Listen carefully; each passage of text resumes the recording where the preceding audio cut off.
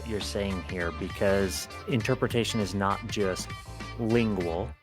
There's a lot of nonverbal cues. It was almost like a knife through my body that hurt so bad. Hello, my friends, and welcome back to another episode of the Be Somebody podcast. I'm your host, Bobby Macey, and today we've got a little different format here. This is our first virtual recording, and I selected a very special guest for this one. We've got Amy Alcantara with us. Amy, can you tell us a little bit about yourself? Yes, thank you. Bobby, I am so excited for this. So I go by Amy Alcantara. I've gone by Amy with my family for many years. But at work with friends, people know me as Amy. And I've learned to accept to, use my Amy more. And I'm from San Francisco, Bay Area. I've been here for about 18 years almost. And just living life as a caregiver. And I work in improvement in healthcare. So this is what's so interesting, which is actually how we met is you work at Stanford Healthcare. And we have been a vendor for you guys for several years where we've done some video work, and you and I have worked together closely on the bringing those videos to life.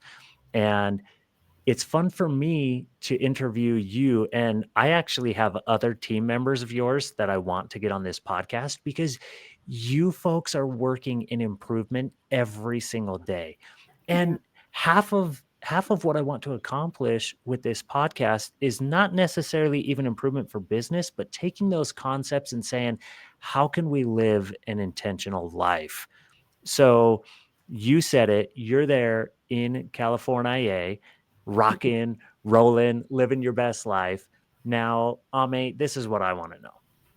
What does it mean to you to live an intentional life? Life has changed dramatically for me and my husband the last 5 years. Actually, I can go back even to the point where we got engaged. Engaged even before COVID. Because right after we got married in 2016, my mom had knee surgery, and my dad had like almost a life-threatening incident in ICU. And then my mom had her second knee surgery. Kind of health things back and forth between my parents and my in-laws all these years. And to me, I think a part of me have always been such a caring person that it's to give the care that I have to others. Like my grandma raised me, so she was like a second mother to me, and I've always kind of got senior care in my experience background. And I think living intentionally really means the choices that I make that goes by my values and priorities and being real to those choices and those values. Sometimes I don't like them, but sometimes it's what I've been asked to do. So tell me more about that. Sometimes I don't like it. Dive into that. Tell me more. So, what that means is you have to put others before you.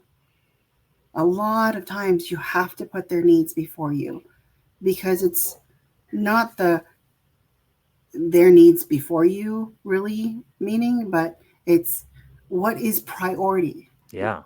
If their appointment is right now and they need interpreting or they need someone to take them to the appointment or they need somebody to intervene so that the questions are asked, like that's more important than I have to go to a nail appointment or I need to cook dinner. Of That's course. what I mean. Yeah, I You love that. know, So I have a little context here that the viewers don't have.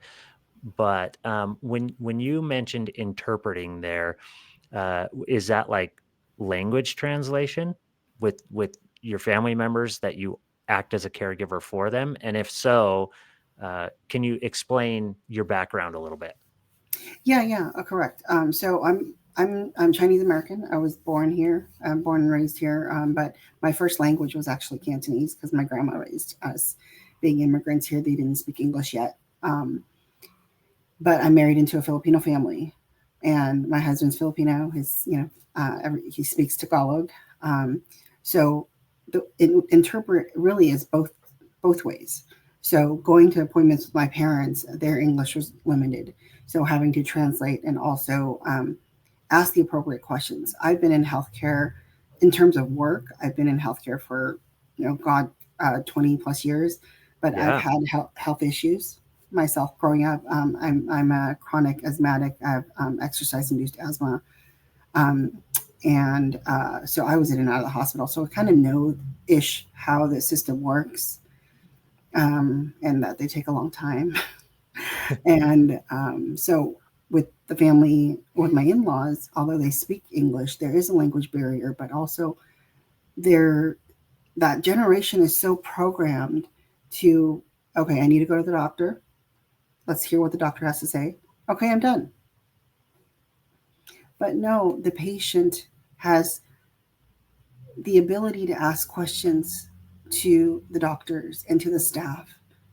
The patient has, um, what do you call it?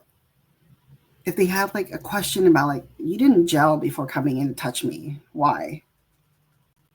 Like these things they won't know as a layman's, like, regular Of patient, course. but I know, right? Because I've been in healthcare. So interpreting is all kinds of ways, because communication is complicated within itself, and then you have the language barrier, then you have the healthcare lingo, Of the course. words we don't understand. I mean, sometimes we have to take a step back, even to the point where, what did you just say? Can you explain that? But even when the doctor or nurse explains that, it's still in terms that they know, that they think we know, but we don't. I love what you're saying here because interpretation is not just lingual. It is there's a lot of nonverbal cues, there's a lot of jargon, there's a lot of all these things, and it's interesting for me to look at that from your standpoint because you are such a great communicator, and I've seen this firsthand, and you literally sit on a team within your organization where you help people communicate better. I mean, it is the improvement team. And so these are skills that I know you've practiced personally. And so it's interesting to see them, real examples from your life. I love that you're relating this back to intentionality in the way that you live. And I love that you talked a little bit about how that can be hard. So, how do you find the motivation to just get up day after day when you are in a role? And we'll give a little more context on this later. But how do you find this motivation to get up every day when you know that you're in a heavy caregiving role, not just for your parents, but for many people that we can talk about here in a minute? I think that planning ahead helps a lot. And sometimes it's not planning like, oh, what am I doing this weekend? It's two days away, or it's what are we doing next month? It's really, you have to take little by little and plan ahead. And sometimes you need the checklist, sometimes you don't, because it's such a routine now that you just do, like, okay, I'm cooking for my mother-in-law and my aunt, her sister, so they have to be set. So because once they're set, then I can do my thing, right? And I think what helps the most is my husband and I are real partnerships, not just with caregiving needs, but with our marriage, with ourselves, and also having my team that really understands me and what needs to be done. And this organization is very good about ensuring that we take care of ourselves and um, take time for ourselves before we dive into work. Because if we're not healthy personally and mentally, we cannot perform at work or the duties in life for ourselves. And I've never been on a team that has such empathetic and caring, compassionate people. And it stems from the moment that I accepted the job. I cannot do my caregiving needs for my family if I did not have a job that had understanding. And it's not even really flexibility. It's really understanding what is going through in my life, that they trust I can still do my job, and I'm making those meetings. Finishing my deadlines. So walk me through that, because I think that one of the interesting things about what we're getting into here in life is this concept of, okay, mental health is a real thing. We know that. Physical health is a real thing. Emotional health is a real thing. All of these are very real.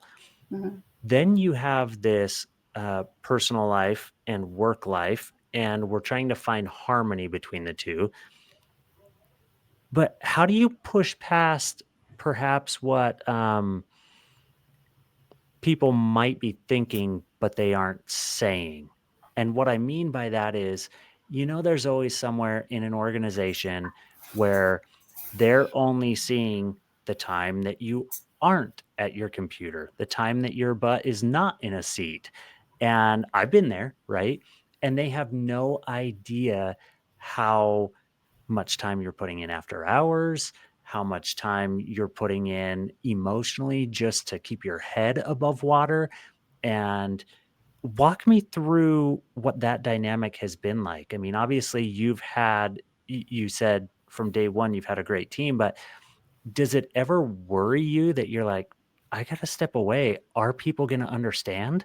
Oh yeah, many times, Bobby. Many times I have thought of that, and I think it alludes to one of your questions you had for me, or will have for me. Have balancing Yeah. and growth and accepting. I think how Let's go right into that. Yeah, please. I think how I think about your question really is, I make the effort to um, have one-on-ones with those I talk to on a day-to-day. Check on them, whether they message me first or not. It really doesn't matter. It's me reaching out to them first. Check on them, how they're doing, what is on their plate. What can I do to help, even though I'm already doing 1,000 other things? Because growth isn't about perfection, it's about progress. When somebody hears you reaching out, even for the simplest things like, hey, did you have lunch yet? Or what are you having for lunch? Like, oh, they care enough to ask how I'm doing and to It's a see if I've had checkpoint. lunch. Correct. Correct. Or even like, for example, recently I heard this video. Uh, a lot of times in my past job experience, I always get super nervous when I have one-on-ones with my boss, and I don't know. I never knew why, and I think it stems from my past experience, which I can get into another time. But I have regular one-on-ones with certain folks, especially my manager, and the regular one-on-ones is not just, so what's the status of so and so. No, it's a real talk, real empathy. How's your family? How are you doing? Spend that 5, 7, maybe 10 minutes to check on each other. How's your wife? How's your kids? Whatever. But talk about the work that I'm doing so that they're aware of what I'm doing, on top of maybe some personal things that they ever already told them Yeah. of I'm doing. That makes a big difference because I'm already telling them about my progress, and I'm reaching out to them, letting them know, hey, I might be stepping away for this. If I need help, I'll let you know if that's okay. You're giving them a heads up, planning ahead. All of Yeah. it, planning ahead, letting people know. It's not any secret. It's not any competition, anything like that. I think a lot of times when there's fear, I think that it's the competitiveness in our minds that come through, like, oh, they're going to do better than me, or they think I'm better than them, like all that negative talk in our heads. It's really not. If you intentionally communicate and be open with one another. Acceptance comes from acknowledging my limits for myself and also for others without guilt. That should be a headline. That is just we're gonna have to, like, put that text up on the screen or something because that was beautiful the way that you said it, and I appreciate that. So, I'm going to give a little bit of context to the audience that will help them fill in the blanks with some of your answers, because I think if people know what type of caregiver you really are, then these answers that they've heard so far might have even more impact to them. So, correct me if I'm wrong, but as you and I have chatted, I've found out that, okay, you have this Chinese American background, and then you marry into this Filipino family. You've already discussed that. What we haven't discussed is that your husband was primarily raised by his grandparents. And so they are significantly older than what typical parent-child relationship would be. There's another generational gap in there. So now the both of you have entered into a caregiving role, not only for your parents, but also for them. Is that correct so far? That's very correct. So then this is where my mind gets blown. Let's go back to 2020. You're like, "Let's not go back to 2020." Everybody's thinking that. For everybody, yes. Yes. So 2020 comes along, you have your sixth sense is going off, and you are having one of these check-ins with your sister, and you had told me in a previous chat that you were worried about your sister. Tell me what happens next. So this was probably 2019 when I was doing that check-in. So last time I see my sister was 2016 at my wedding. My entire family came up to the Bay Area, had a really nice wedding, but she kind of went MIA a few months after that. Um, I at first, my sister Stephanie and I were like, "What's going on? Why isn't she around?" So we kind of left it, moved forward to 2019. Um, we try to go to her house. She's answering the door, and then 5 days, 6 days, 6 days before everybody was asked to be sheltering in place, I got a call from my family that my sister has breast cancer and is at home with hospice and has 6 months left to live. And I was devastated. Like all I can tell, all like I was so mad. I mean, all the frustration, emotions, right? Of Frustration, course. sadness, everything. But like I had knew when my sister Stephanie and I were trying to look for her in 2019, we were already saying that she must be sick. She doesn't want us to know, so she's taking care of it herself because all of us grew up in the family very independent. Although, Mhm. when we come together, we're all together helping each other, but we matured very fast. We, are very independent and taking care of our own things. And so we just had that speculation back and forth. She must be sick. I'm hoping she's okay, but we'll give her to continue to give her some time. And that's when March 2020 happened. Um, I just was screaming. I was crying. I was still on the phone. My brother and sister-in-law were like, have Joel drive down. Don't drive. I'm like, no, I have to get down there. I will drive because I need to keep my mind busy. So Mhm. my husband helped fill in the car of our stuff. Luckily, I had brought all my work stuff down and just headed down. And kind of thanks to shelter in place, I ended And up being down there for quite a while. and you're talking SoCal, right? Yes, sorry, So Southern so California in you're Orange you're County. Bay Area, and then you're going to SoCal In to Orange County, yeah. correct. We drove all the way to Orange County. It took about 7 hours ish, 8 hours. Uh, Meanwhile, your mind is probably racing that entire time. yeah, because in the middle of my drive, my like actually, let me back up. During that call, before we started the drive, I had tried to strategize with my siblings, like, oh my gosh, we cannot tell mom and dad. We cannot tell mom and dad because they're not going to take this news lightly, you know? And then, of course, a couple siblings were like, no, we have to tell her.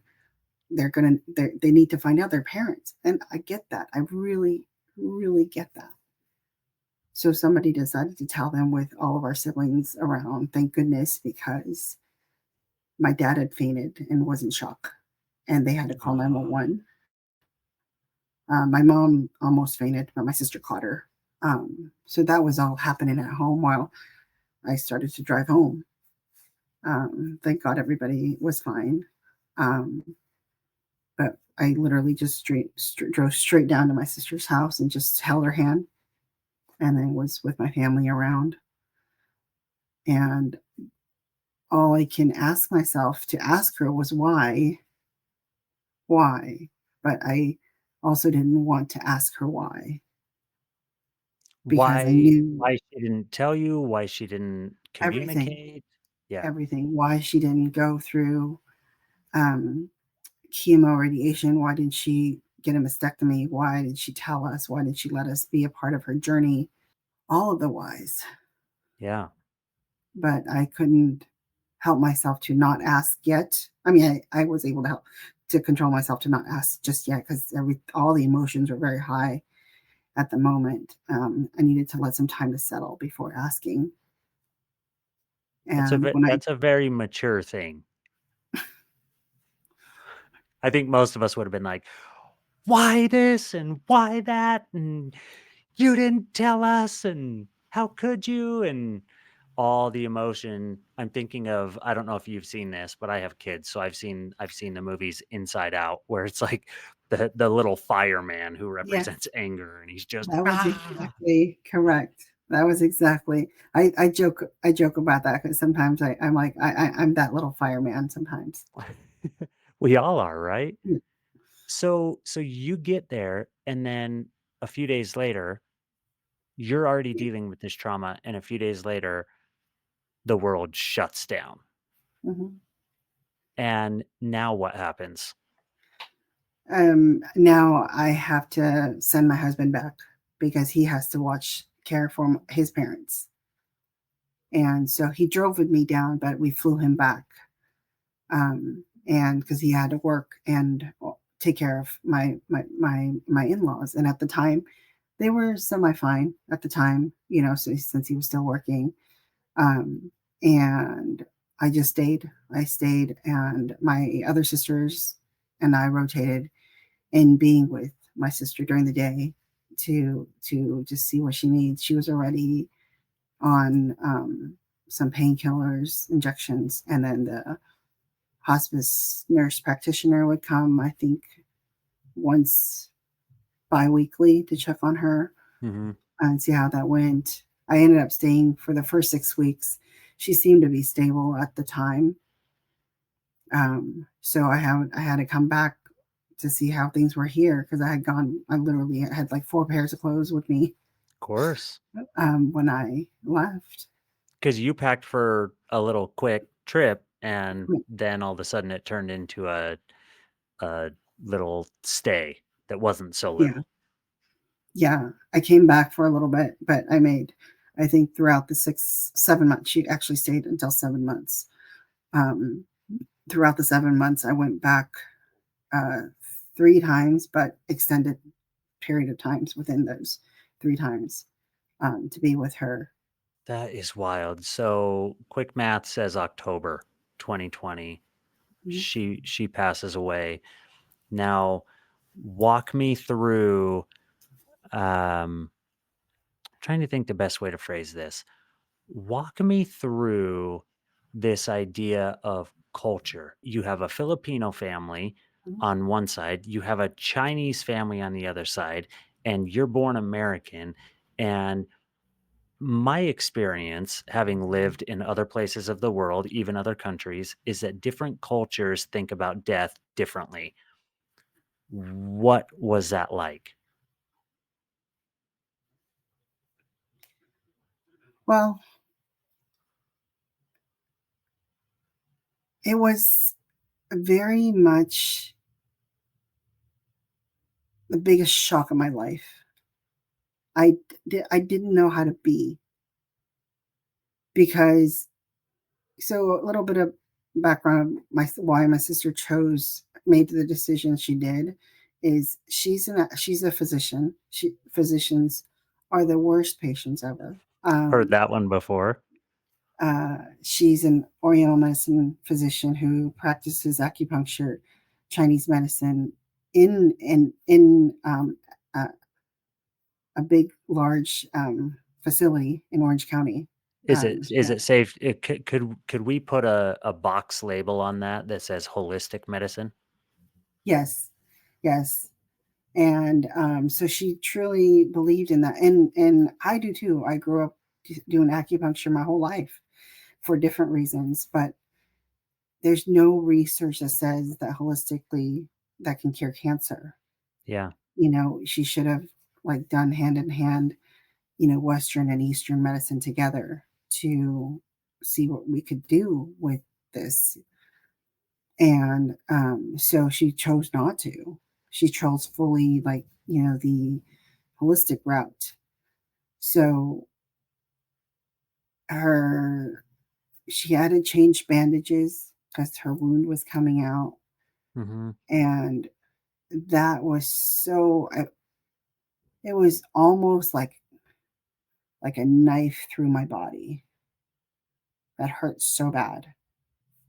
And seeing her pain, I feel like made me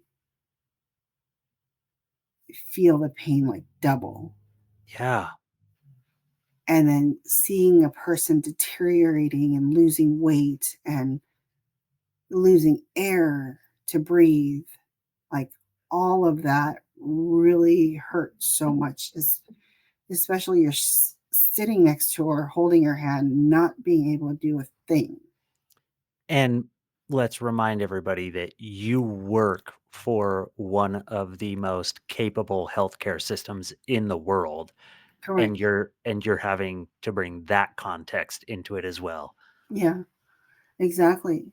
It's just most, it's all the emotions, the frustration, the sadness, the anger. Um, I didn't know how to be, not even how to deal with the emotions. I didn't know how to be, Yeah. which goes with your Be Somebody podcast. I didn't know how to be. I didn't know who to be, especially when it got to September was when on this side in the, up here, my father-in-law was really getting uh, ill, and my husband have no background in healthcare, no background in caregiving and caretaking because he also got raised pretty independently. Um, that my mother-in-law and father-in-law took care of their own appointments. They were good. They were healthy. Um, and so September 2020 rolls around, and my father-in-law's being very weak and ill, and like, what do we do? So I'm not only with my family and my sister, I'm on conference calls with my husband and the Kaiser team up here about my father-in-law and what to do, Wow. you know? And they're talking about all this lingo about like putting in palliative care and all, like my husband has no idea what this is, Of course. and also the team. One thing a lot of people need to understand about like healthcare and patients and family, and the medical team will not know anyone's baseline if it's not shared to them. They only can base their guesstimation on what they see in the test results from the moment that a patient comes into the hospital, Mhm. right? So my father-in-law's baseline is really like, because he's 91 already at the time. His baseline, he out of the 7 weeks in a day, he's very quiet. He sleeps a lot. He has like 1 or 2 days of really good energy, and when he does, he does gardening. He loves to garden, and but that's his baseline. He'll wake Yeah. up for food. He'll take his medicine. He'll go to sleep. Like, he's 91 years old. He's had a fantastic life, right? And this is where the medical team was like, "Oh, he's frail. We need to put him in palliative care." It's like, whoa, whoa, whoa, stop right there. Kind of had to push back a little bit. And then so finally got him all settled back home with some equipment, hospital bed, and all of that. And 5 days, 5 days before my sister passed in October, I had to come back. I made the difficult decision to come back to my family because my family needs me here. My husband needs me here. Hmm. Like, how do you make that decision? You have to leave your dying sister when you know she's literally dying because she looked different from that moment I left her from a week ago Of course. already. I was like crying. I didn't know what to do. You know, I had,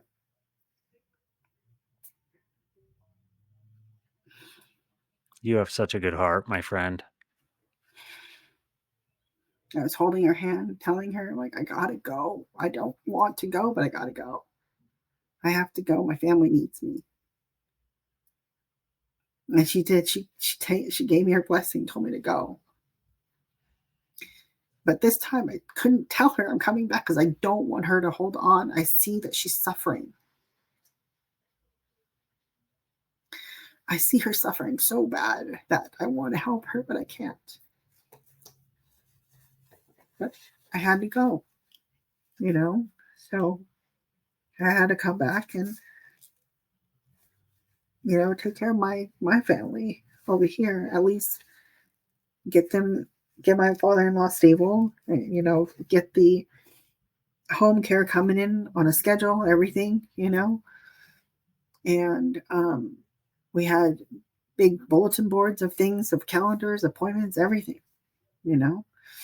We had to find a system that works for us at home, you know. And on that, we didn't really have family help. We had a little bit of a few people here and there, but mostly on the grunt. I mean, it's my husband and I. Yeah. But throughout this whole time, I really didn't know how to be. I didn't know how to process anything. All I knew how to do was the fight or flight. I was fighting the whole time, you know? And my only positive moments was knowing that my husband was by my side and I was by his side because we only have each other. I mean, we had some cousins definitely checked in on us, my sisters and my parents at the time checked on us, you know. Um, but I didn't know how to be in terms of like I can't show my frustration or like I need to vent or I need to complain. Like I felt like if I did that, I was like a negative person. So I did that in closing. Like I did it in my own walls. Or I did it with a couple of friends that I can really be candid with. You know, other than that, it was really just like fighting for survival. Um, So how do you so get that was my 2020. how do you get through that? Like, give me like a little synopsis of, was it a year? Was it multiple years? Is it still ongoing today? Like, after you've experienced such an incredible, intense amount of trauma in a short period of time, how do you get up every day and say, yeah, I'm going to still work. Yeah, I'm still going to try and be the wife that I want to be for my husband. Yeah, I'm still going to try and take care of my in-laws even though I'm mourning the loss of my sister. Like, how do you get up every day after that? So the immediate, I can tell you the immediate because it's still so raw that so after my sister passed, she didn't have a funeral. I didn't know how to deal with that. I still don't know how to deal with that. We have our ashes at home. We don't have in and knock on wood, I didn't have that many like funerals to go to see. But in my culture, I've never seen a no funeral and just ashes type ending Yeah. of life, right? Um, so I think now reflecting, or I have reflected that at that moment, I just had to push my feelings to the side. I didn't take time off. I just worked because, I mean, it was COVID. My team needed me. I didn't want to just sit in my filth and cry because I didn't know what to do. So I just kept myself busy. I kept myself busy though in spurts, not like go go go go go, but I need to be busy. I'm done with this task. I need to be busy. I'm done with that task type thing. But what kept me going, and if I think if I didn't have to, and my father-in-law was bedridden already at the time, I think he kept me going. He kept Mm, me wanting to get up because he needed to be fed. He needed his diaper change. He needed his everything changed. Everything. His like he couldn't even really. He was already on a puree diet, yeah. and so that means we even have to crush his medication into his soft foods. So it was like all these tasks to do for to care for someone, and I think he really in a you know on the bright light of things like kept me going, and it made me um, just think of what my priorities were at the moment. I had to tell myself to deal with the emotions when I can, one at a time. So I think later on that year, I think it was during Christmas, that I took time off, just like bereavement. I took some days for bereavement, um, but it was really to spend time with family, have people around me, just making sure my father-in-law felt really loved and have family around him during the holidays because that's what he loves. He loves Christmas. And so that was my thing, like having the house ready for guests and all that. And then I'm a true believer of things happen for a reason, whether or not the reason comes out at the moment or later in life. Because when he passed, so he was aging, and we were caring for him. By about March, he passed, and I kid you not, at that moment, I think like maybe that 48 hours before he passed, I was burnt AF. I was I burnt out. How could you not be? I was so burnt out, like I couldn't even tell my father-in-law, I'm so tired. I'm so tired. But I just kept going still and see what's going on. And I don't think I shared this with you now that I remember. The night, I think it was maybe 36 hours before he passed. So he was still home. And I had to go get some groceries. One of our aunties here like helped us care for him, for the few months that he was with us in bedridden. And she's so lovely. Love her. Um, I always would tell my father-in-law, like, I'm gonna go out, I'll be back. And he's like, yeah, you go. And then um I said, I'll be back really fast. And he's like, yeah, you'll go. But this time I have it like on camera for a picture that he grabbed my hand and put my hand on his chest. And when I came back, he just looked at me and he was like sweating profusely. That usually means he doesn't have enough oxygen coming through. So we called 911. And I think he knew he was going to go, because all the other times I was going to go and come back, he never like grabbed my hand and, to him before. And so I think he knew that I was tired. And so we made the decision to have him off oxygen and everything. And he passed within 8 minutes at Kaiser after Wow. ambulance took him in. Yeah. And so I like always having to play catch up and taking care of myself. But that was like literal moment of how burnt out I was, that I almost wanted to just drop, like faint. Wow.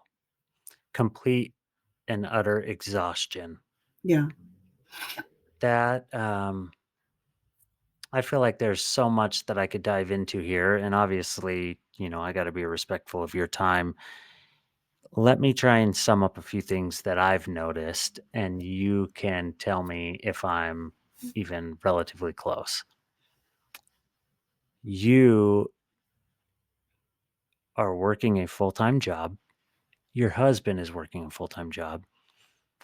You have naturally, life has dealt you cards in which you naturally have become a caregiver instance upon instance. And there's a common theme of you're taking care of everybody else and forget to take care of yourself. And I am just in awe of the feelings you must have felt, and the recognition that you were burnt out, and probably some of the, I imagine there was even a certain level of guilt that might have been like, I'm so tired, but like this man is on his deathbed, or I'm so tired, but I'm also so angry that we didn't get to have a funeral for my sister, and all these feelings. Um, these are my words, not yours. I think that you have a beautiful heart. And here's why I say that. I'm a religious guy. So I read the Bible, etc. I'll have to find the exact reference and maybe put it in the show, but I want to say maybe it's in the book of Mark. There's a scripture that talks about losing yourself to find yourself. And it's this idea of you have rendered so much service and you have been so incredibly unselfish that you actually have found yourself through that process. Where are you at on that timeline, would you say, right now, in finding yourself? I think it's still a little gray in my head right now, but I can tell you that I have gotten a lot better in taking care of myself. I've gone through therapy before. That's where my venting sessions happen. Hmm. And rightfully Yeah. so. And I, to the point where I want them to help me dissect my feelings and emotions, not just someone telling me to, like, oh, you'll be fine, go out and exercise or go Hmm. for a walk. And that's what I've learned about therapy is, and I'm not discounting anybody and their licenses and their experiences. Everybody's great. But you need to find what works for you. And what's worked for me is my self awareness is so much better because I've practiced it so much, and my communication and just dissecting feelings and emotions helps a person improve if they are willing to admit to those truths and feelings and emotions. And not only I've gone to therapy for that, but I continue with acupuncture. I, like I said, I mentioned before that I grew up going to acupuncture for my asthma. Now, with advances in medical and everything, like it's really for anything. Because the purpose of acupuncture is really to balance your energy, your chi. And a lot of times we're off, which is why we're Yeah. stressed, why we're in pain, whatever, and having the acupuncture help with calming my stress levels makes a big difference. And so I've invested in that. I've invested in some writing as well. Writing a lot of this material I have down to help others has helped me a lot. I used to do a lot of journaling. Um, my brother made it a habit for us to journal every day. I don't journal every day, but when I have moments that I want to start writing, I just sit there and write, like, type up long essays with just moments that's happened, good or bad. And that's helped me a ton. And I think in terms of your questions, if this even answers it, I'm at the point where I don't care. Not that I don't care about a person or any being or situations of drama. I don't care what's not important. I don't need the details. Mm, I care about you. I love you, whatever. But what is important, right? We have to, I think a lot of times I ask myself that because we have so much more in life that is given to us: family, friends, work, husband, wife, whatever. Like these are the immediate, right? And yeah, there's 1,000 things happening in the world, um, healthcare is crap. I don't know, like, and there's war in another country, which is super important too. But like, there's nothing I can do to really, because I can't. You can't do anything, whether it's something as big as war or something as small as something's happening to somebody else. If we don't care for ourselves and ensure that we are fine, mentally, physically, yeah, and emotionally, because I've been to that exhaustion line. I've been to that, and to be honest with you, I've been to that line where I'm not that person that I want to die, but I'm that person that I'm at exhaustion that I just want to rest, of course. you know? And that's where I'm saying, like, I don't care about all those things that isn't important to me, because I have things that I need to care for that is the immediate. Yeah, Am I getting the medications right for the ladies? Do they have their dinner? Are they sleeping? Are they going to the bathroom? Do they need diapers? Though I have to take care of those, right? it, So, it sounds like perhaps to sum that experience up, you have seen improvement in your own life with using the airplane analogy, putting on your own oxygen mask and then helping others. Is that fair to say? oh yeah, I mean, it's very true. You've When gotten better at that. Correct, if they say if you don't take care of yourself, you can't take care of others, especially oxygen. I mean, coming from somebody who's had asthma, Asthmatic, asthma, yeah. nobody knows that feeling of no air, not enough air to breathe. As simple as that of life, breathing air until you've been in that shoe. I mean, I've taken medicine for not. Luckily, I've been very controlled with my asthma. I don't need medication. But growing up in my high school years, I was going to a UCI medical center for my asthma, my allergies, and not until I was in my late 20s that I saw a physician up here. That how I tell him sometimes I don't have an asthma attack. I'm not wheezing, but I don't have enough air. Why is that? And he said, "Well, you've taken prednisone, you've taken like some steroid inhalers like all your life. That imagine um, a straw versus a regular straw of air versus like have you had boba straw? Those Yes, big yeah, A big straw. So a normal lung airway is somebody with a big boa straw, and mine is a smaller one. yeah. I was like, oh my god, you're so right. So that analogy is crazy because I used to go to a gas station and get hot chocolate when I was a kid. And they had these little itty bitty, super narrow straws that would only let a little bit through. And it was good because that way you didn't burn yourself, you know? And, anyways, my friends and I used to look at each other and be like, hey, who can last the longest breathing out of this little itty bitty, narrow straw? And it would get to the point where you're just like, like Yeah, you don't have exactly. enough air. And stupid game that we used to play, but nonetheless, like that's what I thought of when you were describing that. So um look, we're coming up on time here and I want to be respectful. I am going to now ask, I always end my podcasts this way.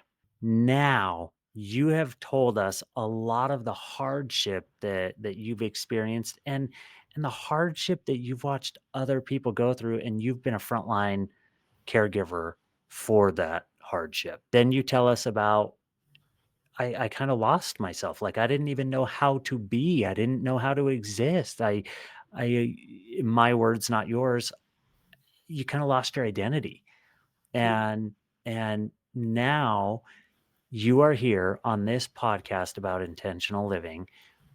Bring us home. I know your journey is not complete, but bring me back to this moment and give me a short tweet length answer. Ame, what does it mean for you to be somebody? For me, what it means is being true, being honest, being so real and communicate that out because people will have assumptions, people will have opinions, you know, but they don't know you. So don't make that assumption and be the real you. Share what's you're feeling, share your happiness, share your sadness, be vulnerable because nobody can replace or deny your feelings and emotions, but yourself can see what's real and what's not. And that's where growth is baby steps of your truth and honest words. I love that. What a way to close. I have appreciated talking with you. I think that a lot of the people that I bring on, we talk about adversity, we talk about some of these things. Most of the time, it is not from a caregiver perspective, but it is from a personal adversity that they've dealt with.